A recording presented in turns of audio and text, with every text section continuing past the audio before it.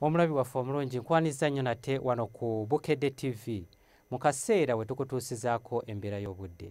Omuteesiteesi nze Lubega Michael. Akasana kakyagenda mu maaso n'okwaka mu bitundu by'eggwanga ebisinga obungi.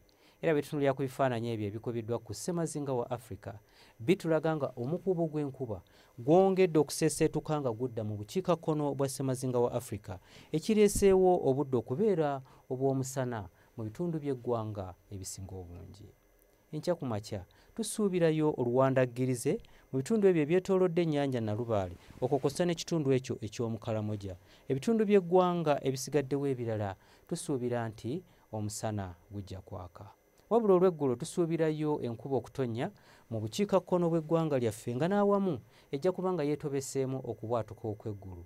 Olwo ebitundu by'eggwanga ebisigaddewo ebirala tusuubira nti nno budde bujja kubeera bwa mukalwe.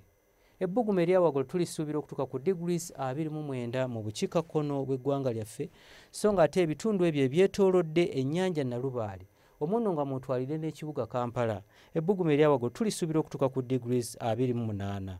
Ate yo mu nsozi ez'e Kabaale ebbugumu eryawagulu tulisuubira okutuuka ku degrees 23. Ebyo bye tukujjidde mu kitongole ky'eggwanga ekivunaanyizibwa ku mbeera y'obudde wano ku Bukedde TV. N'olunaku lw'enkya tulindire mu budde bwe bumu. Nze Lubega Michael.